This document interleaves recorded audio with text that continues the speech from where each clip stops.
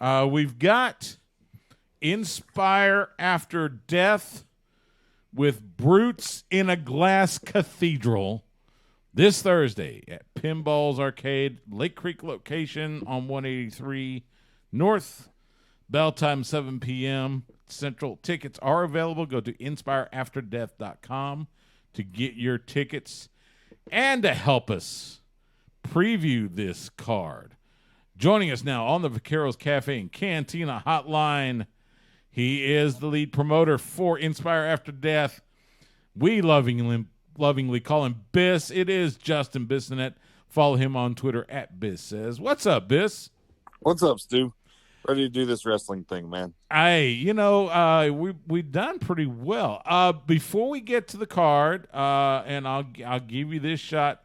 Any update, because we had the card last month. It was billed as a TV taping. We have been told that there are broadcast details coming. Any updates to that yet? It's slightly delayed from where we wanted to debut the show. The goal was to debut the first TV show going into this show. I think we kind of were overzealous on how quick we could edit and get the product ready for, TV, real TV. You can't just slap it on YouTube and whatever's on there works. Eric Wood is putting a ton of work into the show to make sure it looks good, it sounds good. And we just kind of overestimated how much workload that would be. But there's 4 episodes that are in production now. This show will give us 4 more episodes, so it's being worked on. It's just taking a little bit more work than what we thought it would. Okay. But Biss, the real important question is, how'd you guys come up with this show's name? So, the branding is always Max Meehan. The names, all that stuff is his brainchild. I'm more of the logistic guy. I'm more of the guy that makes sure that we have the right people in the right positions. But yeah, man, it's I really like this one. So it makes sense. It's this pinballs is this magical land, and here we are, stomping around doing our pro wrestling. Brutes in a Glass Cathedral. That has images of so much violence and brutality and all that good stuff. Let's start with what could be the main event. Matthew Palmer, who has been with Inspire for so long, taking on a former Pure Prestige champion, and Effie, who, of course, makes his name with GCW and some of the other indie outlets. He's coming back to Austin to face the Monster Hunter. Yeah, and I mean, Effie is really kind of an embodiment of independent professional wrestling. One of the toughest guys you'll ever come across, as well as just one of the guys that just embodies that independent spirit of, he's gonna fill his booking sheet up 1 weekend at a time. I don't know if you'll ever see him put pen to paper on a contract.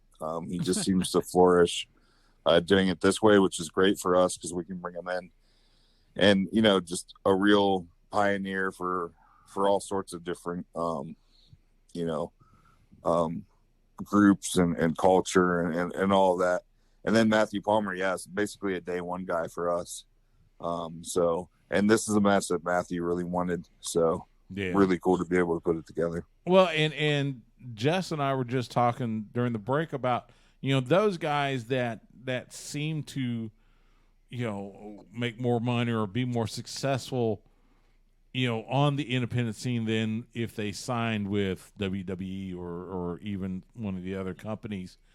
And as you mentioned, Effie seems to be the textbook example of that. What he has done between his work in Game Changer Wrestling, his tag teaming with Alley Catch, and the other independent ventures he has. He's as popular as anybody on the scene right now. So it's going to be great to see Effie back in the ATX. You've got another tag team match with the newly crowned Inspire champion Rachel Rose and the newly crowned Pure Prestige champion T. Ray Watford. And they're going to take on Teflon John Bedlam, and John's bringing a mystery partner. Do we have any notion as to who may be teaming up with Teflon John? I really do not, because I'm not entirely sure Teflon John has a single friend in the business. So John Bedlam won our main event at the June show, and Rachel Rose and T. Ray Watford are the two, the Inspire champion and the Pure Prestige champion. So this is John plays 3D chess. John knows that this is a chance for him to get a pin on one of those two champions, which would give him a shot at one of those titles. So we're tasking him with finding somebody to tag with. And I'm very interested to see who he can discover.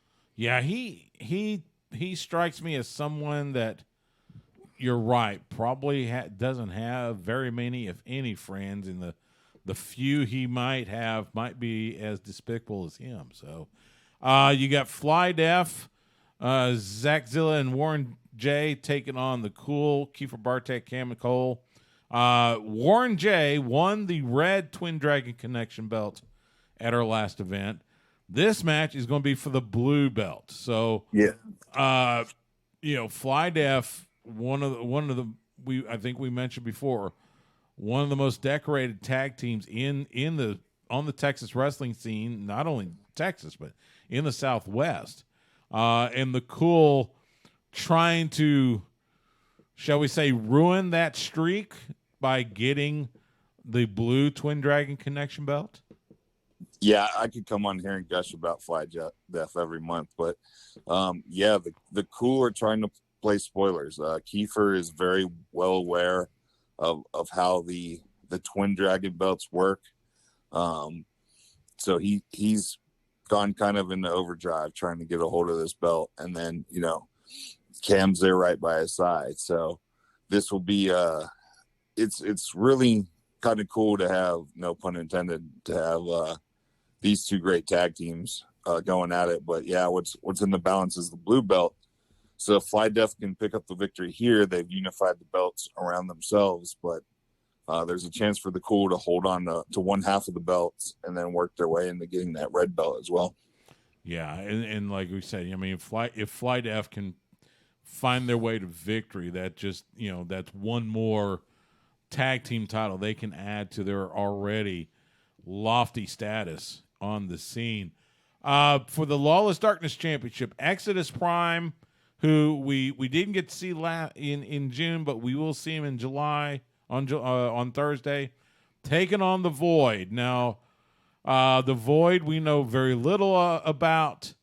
I gotta imagine this is going to be a challenge for Exodus Prime to strategize against someone that he has no idea, who they are, how they operate. This could be an interesting match. Yeah, absolutely. And weirdly enough, we saw the fans kind of get behind the Void, which is the first time that we've seen that in the history of the company.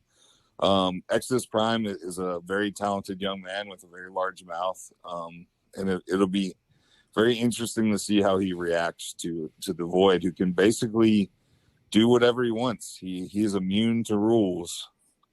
I was going to ask you, Biss, any changes to the Lawless Darkness Championship now that you guys have come back as Inspired After Death?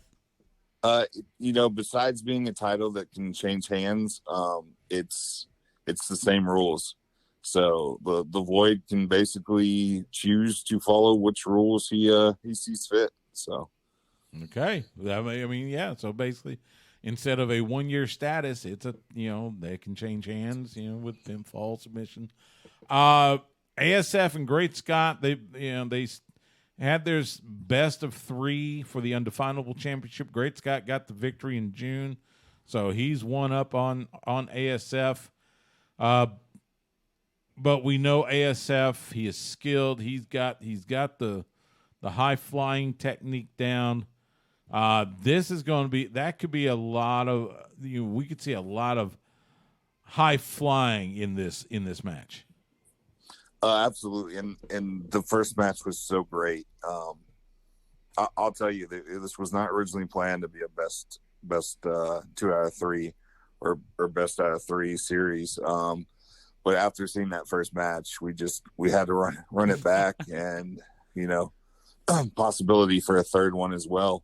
ASF is a guy that's super talented. I think it's only a matter of time before you see him on national TV. And Great Scott, I think we talked about him quite a bit last month. A lot of background in Lucha Libre, a lot of background in all sorts of different styles. He's just so technically sound.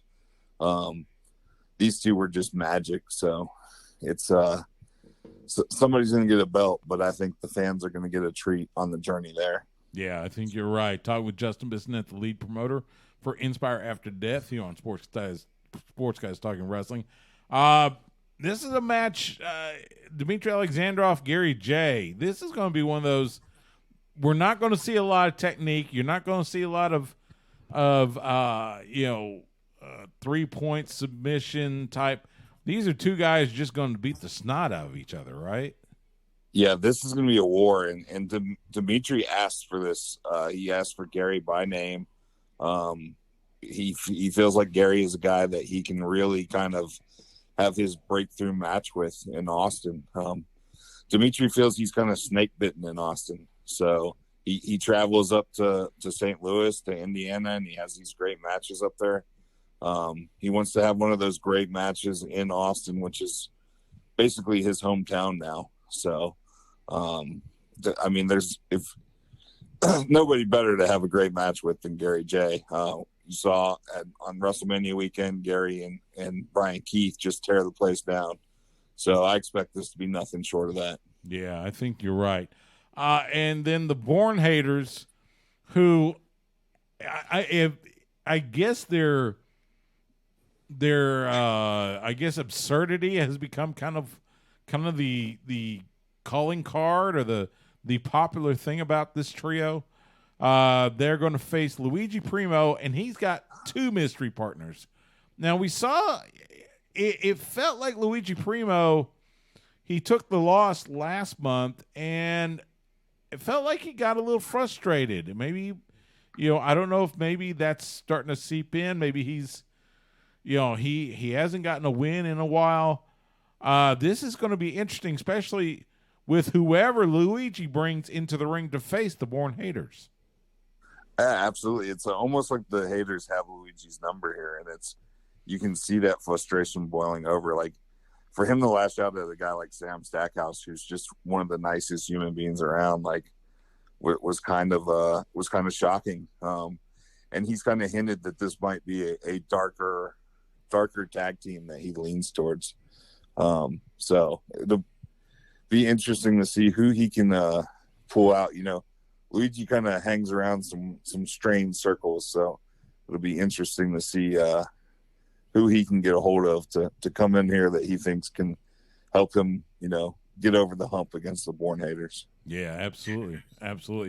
I wanted to talk for a second about last month, our first event back in Austin in quite a while, and man, the place was packed. It sounded like this one could actually sell out.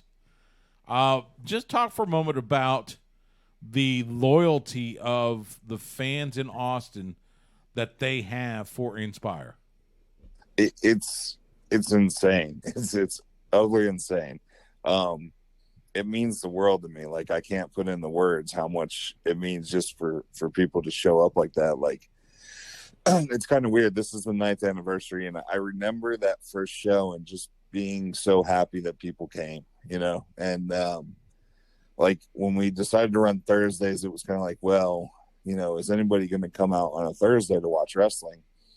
And, then it was like, well, maybe we can get 100 people, and to have that room full, probably over full, was just very touching to me. if you were there last month, we did cut the number of tickets that we are offering.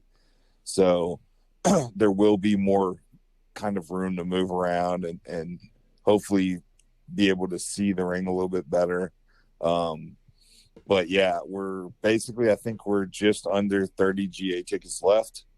Those will, I could almost guarantee you that those will go by 7:00 on Thursday. But that's also, we've kind of cut back on the amount of tickets that we're selling just to make the experience better for everybody that is in the room. But yeah, it's to have the support to be able to sell out the first show, and then more than likely be, you can bet your bottom dollar we're going to sell this one out too. It is very touching that fans will come out on a work day and support it that way. Yeah. I tell you what, it was so neat to see that room packed, and the crowd was just into it so well, and like you said, 9 years as the premier wrestling promotion in Austin. It's that's something to be said, something that you and Max should be proud of, and I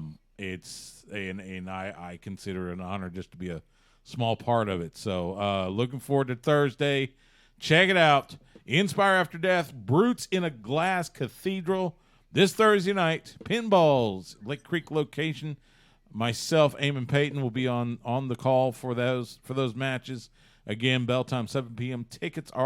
There will be a few tickets available. Go to inspireafterdeath.com to get those. He is Justin Bissonnette, a.k.a. Biss. Follow him on Twitter at BissSays.